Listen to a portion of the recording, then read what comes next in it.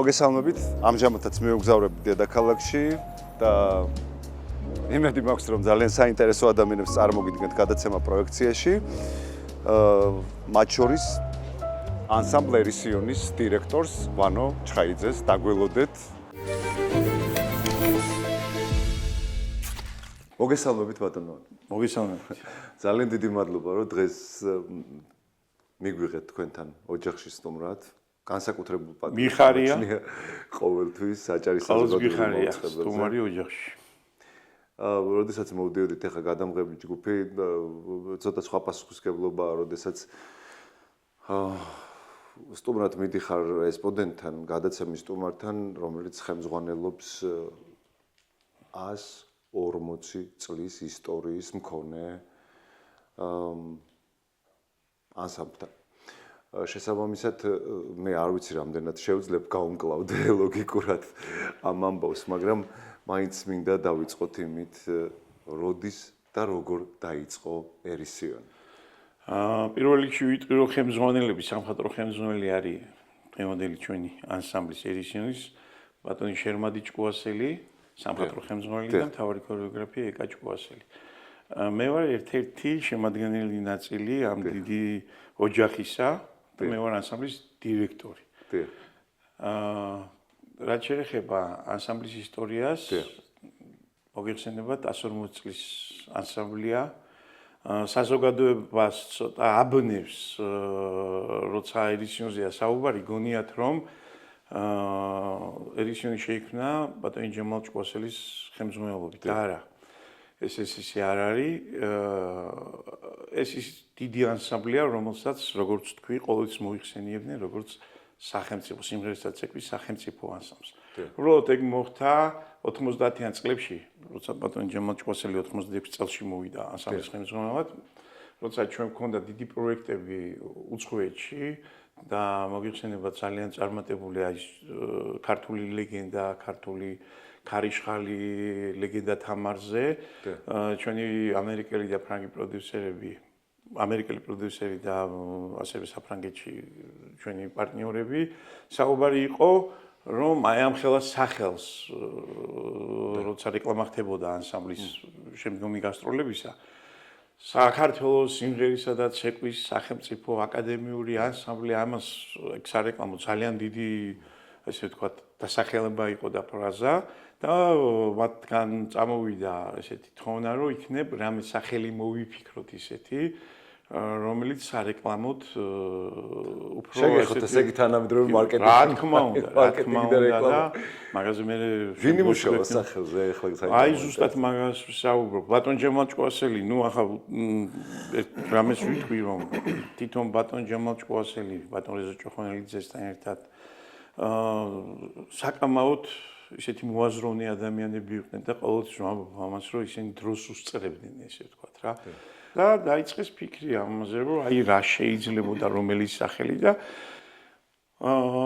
იყო საუბარი ერისა, იყო საუბარი რაღაც ესეთი მსგავსი განმარტებების და ამ დროს კომუნიკაცია მოხდა ბატონი ჯემალსა და ლევან ღვინჯილიას შორის. და ბატონმა ლევანმა როცა უთხრა ჯემალმა, რომ აი ესე ვფიქრობ თუ რაღაც და რატო წვალობთო, არის იდეალური სახელი ერისიონია, რომელიც სულხან საბას ლექსიკონში საოცარი განმარტება აქვს. ერისიონი მთის წვერს ზეით. ქერუბინები ამაღლდნენ ერისიონის ზედა რაღაცა ისეთ შეიძლება ციტირებას ვერ ვაკეთებ, ბოდიშ ვიხდი, მაგრამ და საოცრად მოერგო, ესე ვთქვათ და საოცრად ძალიან ისეთი მისასადაგებელი სახელი გახდა, რომ ვიფიქრეთ მე და რომ უпроცურად ბატონი ჯემალი გადაწყვიტა ეს და საოცრად მოუხდა. იმიტომ რომ აბსოლუტურად თავისი ისტორიიდან გამომდინარე ანსამბლის ცხოვრებიდან აი ძალიან მოერგო. იმიტომ რომ ის განმარტება, რომელიც სულხან საბას უწერია, აი ზუსტად ის არის, რასაც ერისიონი აკეთებდა მთელი ცხოვრების მანძილზე და საქართველოს ხალხური სიმღერის და ცეკვის სახელმწიფო ანსამბლი.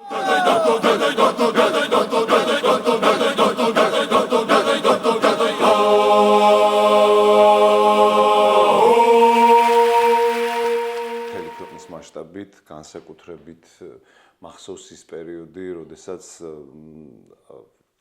დაახსენეთ ძალიან ეს პრაქტიკულად მსოფლიო ტურნე ანსამბლის.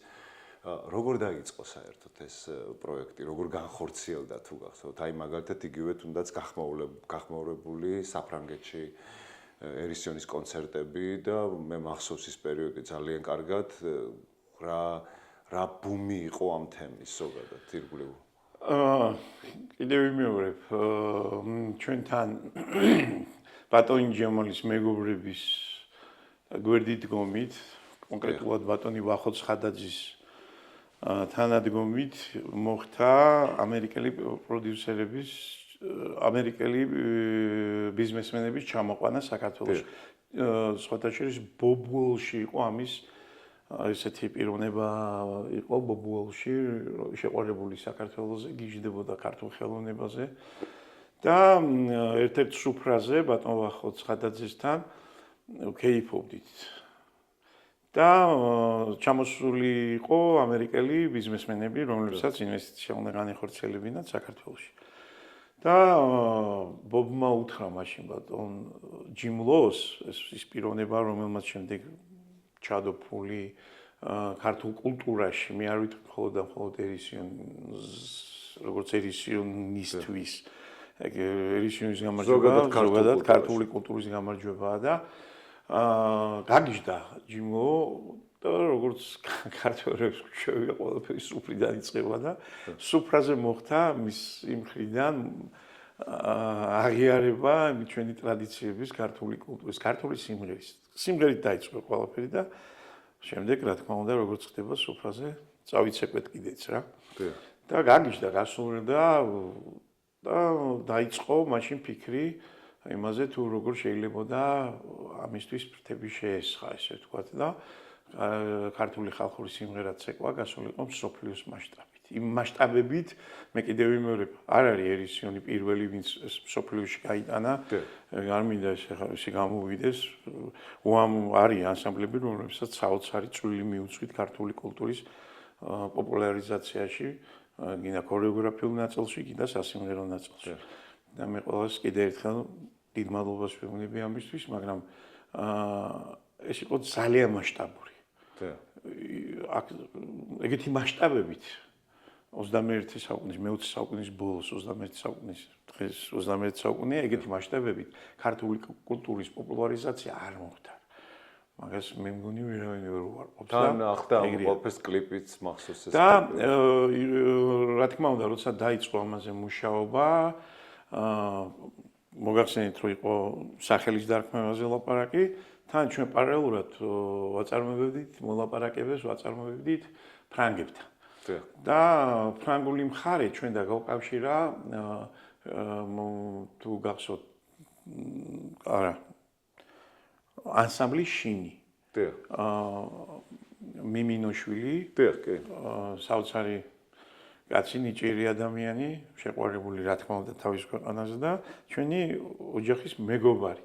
და მისი დახმარებით მოხდა ფრანგებთან ურთიერთობა ანსამბლის. და ეს ყველაფერი რაღაც საოცრებები ხდება ხოლმე რა. აქ ფრანგებთან მოლაპარაკებები ჰქონდა. უცბად აგე გამოჩნდა ადამიანი, რომელსაც უნდა და ფული ჩადება ქართულ კულტურაში. ბატონი ჯიმლო და შეიკრა დიდი ჯგუფი, ესე ვთქვათ, საპროდიუსერო ჯგუფი, რომელმაც შემდეგ იმუშავა ანსამბლის შემდგომ გასტროლებზე მსოფლიო მასშტაბით.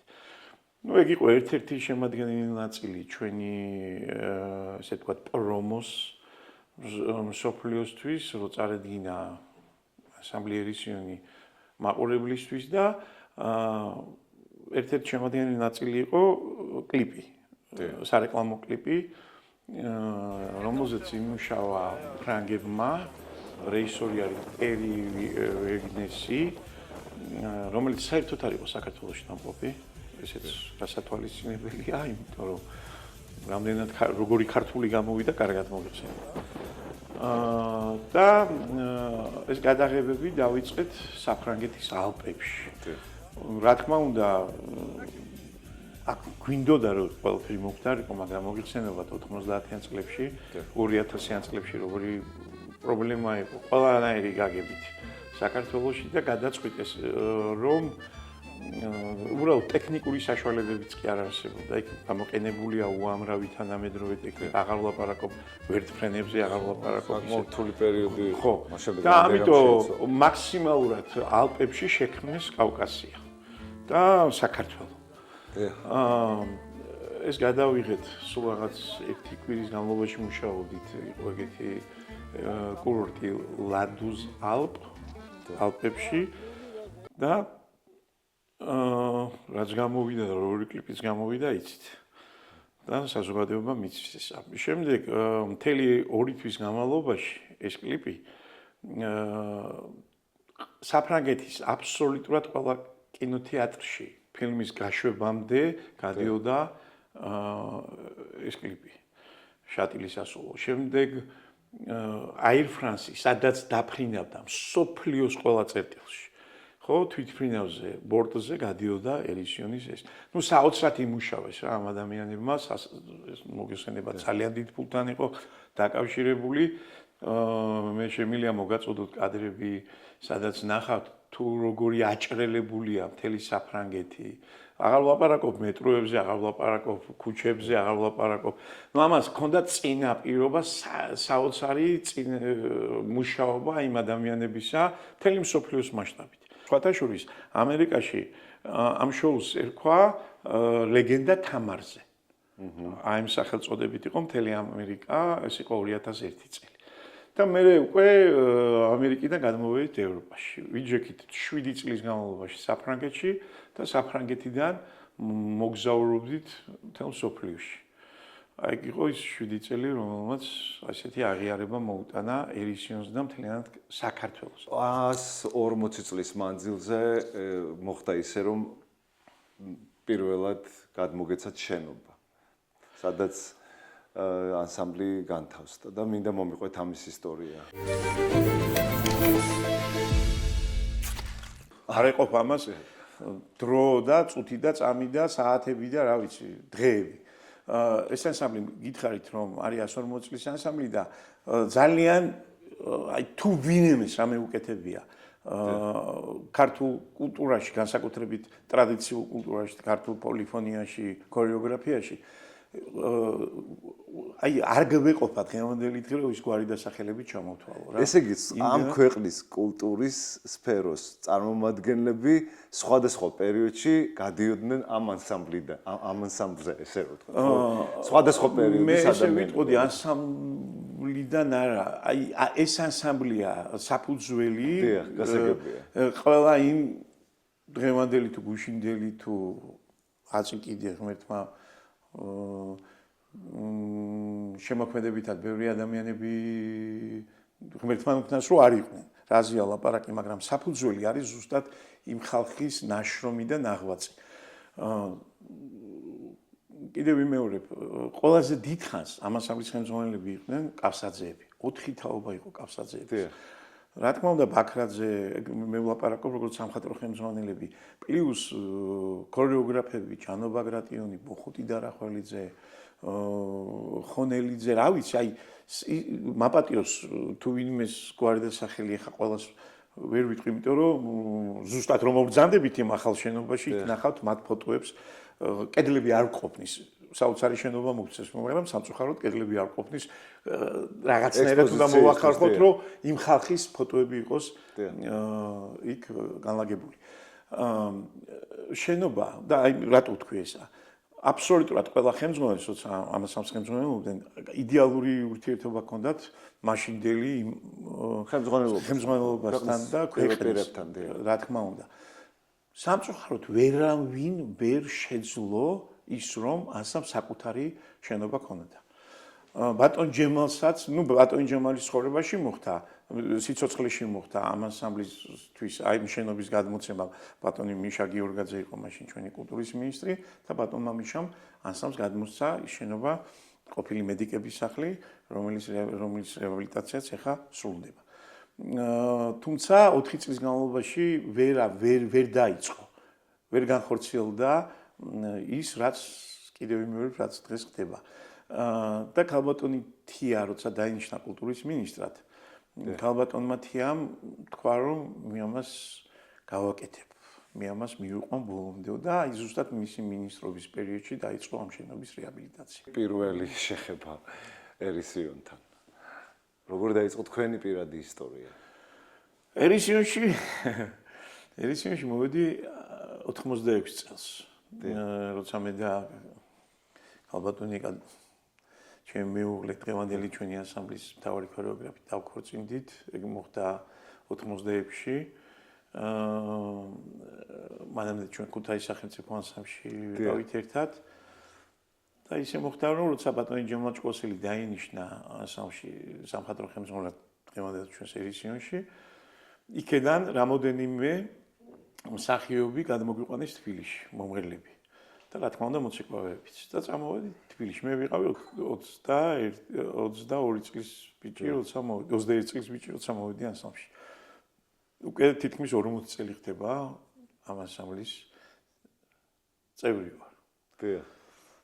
ვერ ვიტყვი დირექტორი ვარ. მე ვარ ამ ანსამბლის წევრი და დიდი ოჯახის წევრი, რომელიც ცდილობთ, ესე ვთქვათ, რომ ის თამასა, რაზედაც ჩვენ ვისაუბრეთ, მაქსიმალურად იყოს შენარჩუნებული არა. ზემოთ. გაჩერებაც კი წარმატებას არ ნიშნავს. ბევრი საკითხების შეთავსება გიწევთ მუშაობის პროცესში. კიდევ იმერო 38 წელი ვიყავი მის სცენაზე, როგორც მომღერალი და სამწუხაროდ უკვე ვერ ვშვები იმ ჩემს საყვარელ საქმეს, რასაც სიმღერა ქვია. თუმცა არ არსებობს სუფრა, არ არსებობს რაღაც ისეთი დღეები, რომელიც გულს სულს უხარია, რომ არ მიმღერო. მაგრამ ეს ბოლო 3 წელია ანსამბლის დირექტორი ვარ და ვერ ვათავსებ სცენას და ანსამბლის ესე ვთქვათ, ან საორგანიზაციო იქნება ისა თუ ყველა ის საკითხები, რაც ანსამბლის ცხოვრებას სჭირდება, ამას ერთად ვერ ვათავსებ. მე ძალიან ბევრჯერ მომსწრებ ყოფილ ვარ ფაქტის, როდესაც თუნდაც პატარა ფრაგმენტი არქივიდან აღმოუჩენიათ, გავრცელებიათ და ბიჭებს დამეთანხმებათ რა გამოხმაურება მოყოლია, მაგალითად უახლოეს პერიოდისას გავიხსენებ, აჭარულის სრულიად შემთხვევით სოციალურ ქსელში გამოქვეყნდა წარმოშობით გურული ბათუმელი აჭარის ანსამბლის მოცეკვავე ფრაგმენტი თუ გახსოვთ და რო გავრცელდა, რა გამოხმაურება მოყვა საზოგადოებიდან. ვიცი, კაცო, რა ქვია, ჩვენი ციმციმას როგორ უძახო. დიახ, ხო გახსოვთ რა, ესე იგი საზოგადოების მგრძნობელობა და აი ნახეთ ეხა მე იქ მაპატიოს ყველა, მაგრამ რამდენად თანამედროვეა როგორი ავთენტურია თან როგორი ავთენტური ძალიან ავთენტური და როგორი თანამედროვეა. იმას რამის დამატება ჭირდება თანამედროვეობისთვის. აი ძალიან საინტერესოა რომ მიხვედით მომდევნო კითხვებზე. თქვენს მიერ დასულ. უბრალოდ უნდა იცოდეს სად და როგორ აჩვენო ეს სოფლიოს. კლასიკური ქართული ქორეოგრაფია რამდენად პოპულარულია ჩვენს ქვეყანაში. ეს კითხვა სულ მიტრიალებს ხოლმე თავში. როგორც ვიცი, როდესაც იგეგმება კონცერტები, მიდის სრულიად ანშლაგით. მაგრამ ზოგადად რას ფიქრობთ? თვითონ ქვეყნის ხელისუფლების მხრიდან ან საზოგადოების მხრიდან რეალურად ინტერესი არის, პოპულარულია დღეს ქართული ქორეოგრაფია? ქართული ქორეოგრაფია უფრო პოპულარულია ვიდრე ქართული სიმღერა. ხო, ამბობთ ამას, ერიმღერის და ქვეყანამღერის, მაგრამ არ არსებობს რაიმე ისეთი კორპორატიული იქნება თუ რაიმე ესე გასართობის საღამო თუ რა. ყველა გთხოვს ცეკვას. აი ნაკლებად რომ თხოვდნენ სიმღერას. მე არ ვლაპარაკობ თანამედროვე და თქვა ესეთ სიმღერა. მე მაქვს ლაპარაკი პოლიფონიაზე. იმ საოცარ პოლიფონიაზე, რომელიც კიდევ ვიმეორებ უანალოგოა მსოფლიოში. და საბედნიეროდ, აი როცა ხდება ეგეთი რამე, მე ყოველთვის მაქვს პროტესტი ამასთან დაკავშირებით და ვეუბნები, თუ ერისიონს უძახეთ, ერისიონი არის სიმღერისა ცეკვის სახელმწიფო ანსამბლი. ჯერ ესეთი ქართული ცეკვა სიმღერის გარეშე არ ყოფილა. გადახედეთ სვანებს, გადახედეთ გურულებს, გადახედეთ ყველაფერი აბსოლუტურად მღეროდნენ და ცეკვავდნენ. და აი ზუსტად ეგ ხაზია ერისმისა, რომელიც მსგავსი დღეს არავის არ აქვს. მე მაქვს ლაპარაკი სიმღერის და ცეკვის სინთეზზე და ზუსტად იმ ტრადიციულზე, ნამდვილზე, რითაც საზრდოობთ. ამოუწურავია. უბრალოდ ეგ არის დამოკიდებული იმაზე, თუ როგორი ხელმძღვანელი ხარ, როგორი ქორეოგრაფი ხარ, როგორი ლოტბარი ხარ, როგორი სამხატვრო ხელმძღვანელი ხარ. აი როგორებიც იყვნენ როზო ჭოხონიძე, ჯამალ ჭკუასელი, საოცარი მუსიკოსი ყავდათ, მათ გვერდით ბატონი იური გოგოლაური, კაცი რომელიც აი თელი თის მელოდიების, ესე ვთქვათ, ენციკლოპედია იყო კაცი. და მე ამას მე უკვე როგორ ფუთავს და როგორ დგავს, როგორ აკეთებს სამხატვრო ხელმძღვანელი, თავარი ქორეოგრაფი, ეს არის კოლექტიური მუშაობა. აქ არ არის თქმა იმისა, რომ თქვათ ეს ჩემია, ეს ჩემია, ეს ჩემია. ეს არის ანსამბლის, ეს არის ქართველი ხალხის, ეს არის იმ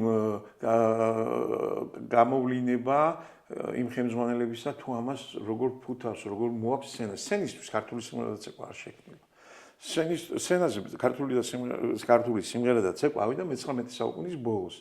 იმ პერიოდში, როცა აი ზუსტად ვისი გამგზელებელები ჩვენ ვართ ერისიონ, იმ ნიჭიერი ადამიანების მიერ მოხდა და იმ ევროპელების რატილის და ლადო აღნიაშვილის თაოსნობით მოხდა ქართული ხალხური სიმღერის ატანა სცენაზე. მაგრამ იმდენად დიდია, კიდევ ვიმეორებ და იმდენად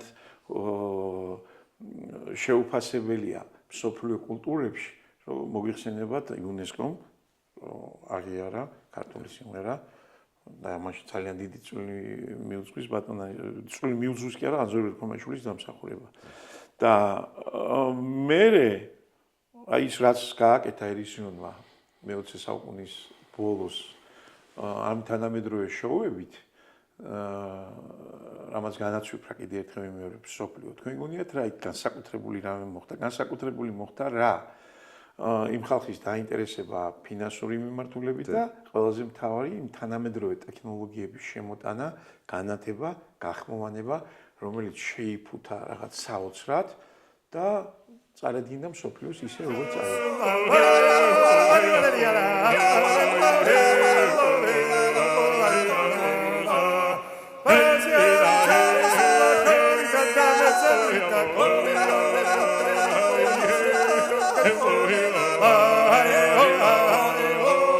შემოქმედებაში გამორიცხული იყო ვინმეს ჯერმალი და ბატონი მაგის უფლებას არ მიცემდა და არც აძლევდა.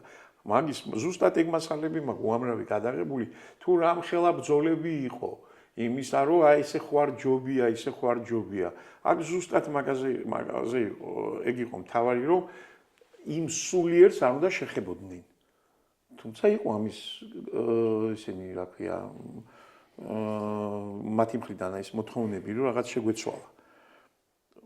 მაქსიმალურად გააკეთეს ყველაფერი, რომ არ შეცვლილიყო და როცა შემდეგ ამ წარმატებების შემდეგ დაისვა კიდე რაღაც შეცვლაზე კითხვები, მითხარით, რამ არ გაიმარჯვა, რომელი არ მიიღო მსოფლიო მაყურებელმა. ვერ დაასახელეს ვერცერთი.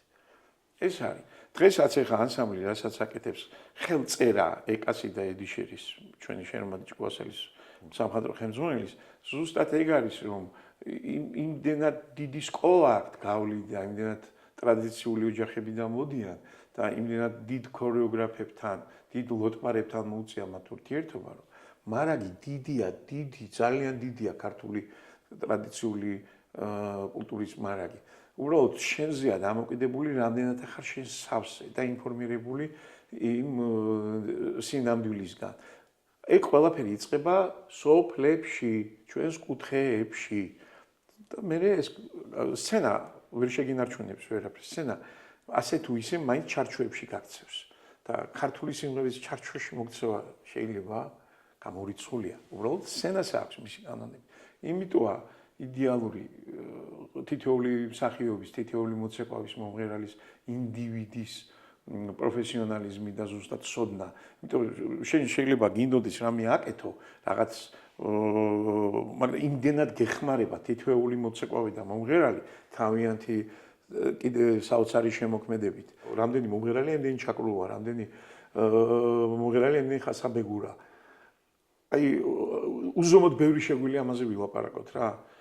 და ითრა არის 9 მინუტი. რო შემოვედი კიდენ გამომდინარე რომ გადაცემას კონკრეტული დრო აქვს და მინდა რომ აუცილებლად ვისაუბროთ თქვენზეც. თქვენთან მოვიდით სტუმრად, ძალიან ბევრი ნამუშევრები გაქვთ, არაჩვეულებრივი ნამუშევრები თქვენი ძმის და ავტომატურად გიჩნდება ადამიანს კითხვა, როგორ იყო გარემო, რომელშიც გაიზარდეთ თქვენ, როგორ იყო თქვენი ბავშვობა. მე დავიბადე და გავიზარდი ქუთაისში. დიახ. წარმოშობით გურული ვარ. ხო, სხვათა შორის საინტერესო რომ გურული ქუთაისში გაიზარდეთ. და დედა მეგრელი. ბატონმა ჯემალმა მითხრა, კიდე რა უბედურება გჭირს ბიჭო. რა და მე ვთხარი თქვენი სიძე როგორ მეთქე და აპ გვეშველება ვიძახ. მაგრამ ეტყობა გავამართლე. ხო და ისი მისიც მესმის. ყოველს კარგი უნდა მისი შვილისთვის და მაშინ წინდა, მაგრამ ეხლა ხვდები. ხო და ქუთაისში დავიბადე, გავიზარდე, დედა ჩემი ნელი გუნია, რომელიც საოცარი, აი ყველა დედა ძვირფასია, მოგეხსენებათ, მაგრამ საოცრად ღეროდნენ. ხაბატონი ნელი გუნია, დედა ჩემი, ისინი იყვნენ 6 დედმამიშვილები, 2 ძმა და 4 და. 4-ვე იდეალურად ღეროდნენ. მე მაქვს ფოტოები მათი სცენაზე და საოცრად უკრავდა ჩონგურზე და მეგრული სიმღერების ძალიან მაგარი შემსრულებლები იყვნენ და სიმღერის სიყვარული და ტრადიცია მაქედან მოდის ჩვენს ოჯახში. მამა ჩემიც ძალიან კარგად ღეროდა. მამა ჩემი შემოქმედი ადამიანი იყო, ხატავდა. ყველაზე მთავარი, ეს ის პერიოდია, როცა ქართული სიმღერა სირცხვილი იყო. მე მაქვს ლაპარაკი პოლიფონიაზე და ტრადიციულზე. ეს სხვათა შორის ანზორ ქუმაიშვილი რო ჩავწერე პირველად ხაზი გავსვა იმან. კი. ნამდვილად ესე იყო, იმიტომ რომ ზუსტად მე პრაქტიკულად. კი, როდესაც როდესაც ასრულებ. ანუ ახალგაზრდა ბიჭები იყვნენ ძალიან დათრგუნულები ამის გამო. გეტყვით მაგის მაგალითს. ეგ იყო 78 წელი, 77-ში შეიქმნა მართვე თბილისში, ესე თუ არ მეშლება და ქუთაისში შეიქმნა ხალხური ანსამბლი, ხალხური სიმღერის ანსამბლი საუნჯი. კალბატონი ეთერ ფილიპაშვილის ხელმძღვანელობით. დედა ჩემმა რომ მიმიყვანა, მე არ ვიცოდი რომ ხალხური სიმღერის ანსამბლში მივიყვდი რა. რომ მიმიყვანა ანსამბლში, რომ გავიგე ხალხური სიმღერა უნდა მემღერა, მეორე სართულიდან გადმოხვდი და გამოვიყარე. ხო ეს რეალურად თაობის ეფექტი იყო. მოგწონდათ ოჯახში, მაგრამ გარემოცვა. რა თქმა უნდა, ეგ არის თაობის ეფექტი, რომ ადამიანი ზუსტად ეგ მითხრა ბატონმა ანზორმა, რომ სხვათა შორის ეხლა ვაპირებ გამოც თავიდან დავაბრუნო სოციალურ სივრცეში და ძალიან ხაზგასმით ამბობს, რომ ბიჭები ტიროდნენ, ისე განიცდიდნენ ამას. ანუ საზოგადოების მხრიდან ისეთი დამოკიდებულება იყო. ერთი კვირა ვღავდი, არ მინდა მეთქი რა. და სხვათა შორის მე მოგცემ კადრებს თქვენ ბატონ ჯამალ ჭკვასელის ინტერვიუს აბსოლუტურად თანხმედრაში იმიტომ იყვნენ ისინი მეგობრები. და საოცარი ინტერვიუები ექს ბატონ ჯამალ ჭკვასელს მაგ პერიოდზე ქართული სიმღერა დაუბრუნოთ სოფელს და რაღაც ესეთი მიმართულებები. და მე დაგვპირდნენ ეგ 80 წელი იყო უკვე, რომ ფესტივალი ტარდება ჩეხოსლოვაკიაში და თქვენ წახვალთ ჩეხოსლოვაკიაში. და აი იმის გამო რომ მე უცხოეთში უნდა წავსულიყავი, აი მივედი ისევ ანსამბლში რა. ნუ ახლა მოგეხსენებათ იქ